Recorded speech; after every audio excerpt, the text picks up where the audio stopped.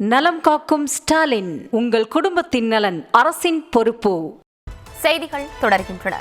புதுச்சேரியின் நேதாஜி சாலையில் பிளாட்ஃபார்மில் வசித்து வரும் குடும்பம் நாயை வெட்டி மாமிசம் வைத்திருந்ததாக இருவரை காவல் நிலையம் அழைத்து சென்று போலீசார் விசாரித்து வருகின்றனர். இது தொடர்பான வீடியோ வெளியாக இருக்கிறது. அதனை தற்போது பார்க்கலாம். என்ன கறி இது? பூனைக்கறி. பூனைக்கறியா? வேணுமா? எவ்வளோ? சும்மா வாங்கிட்டு போ, அவரை நாங்கள் சாப்பிட மாட்டோம். பூனை ஏது? அங்கே குறிகர்கிட்ட வாங்கி வந்தேன்.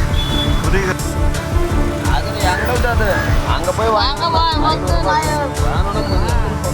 இது குறித்து கூடுதல் விவரங்களோடு இணைகிறார் எமது செய்தியாளர் கிருஷ்ணா. கிருஷ்ணா, விரிவான விவரங்கள்.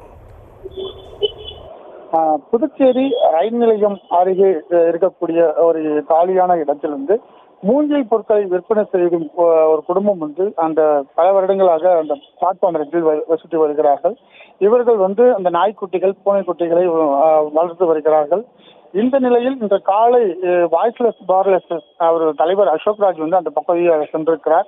அப்பொழுது சந்தேகமடைந்து அந்த பகுதியில் ஒரு மாமிசத்தை வெட்டும் பார்த்த அவர் அதனை ஆய்வு செய்தார். அப்போது ஆய்வு செய்ததில் அது நாய்க்குட்டியின் மாமிசம் என்பது தெரிய வந்தது.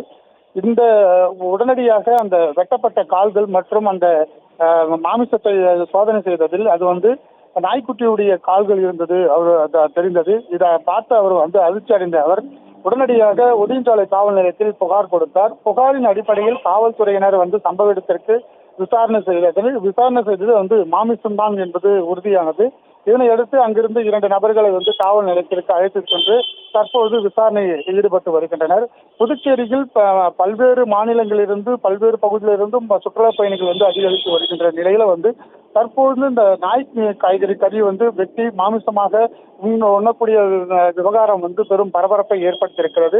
இது சம்பந்தமாக சமூக அமைப்புகளும் பல்வேறு கோரிக்கைகளை வைத்திருக்கிறார்கள். உடனடியாக இது அந்த உணவு கட்டுப்பாட்டுத்துறை அதிகாரிகள் விசாரணை நடத்த வேண்டும். அதே போல அனைத்து பகுதிகளில் இருக்கக்கூடிய இந்த மாமிசம் வெட்டும் பகுதிகளில் கடைகளில் ஆய்வு செய்து உரிய நடவடிக்கை எடுக்க வேண்டும் என அவர்கள் கோரிக்கை வைத்திருக்கிறார்கள்.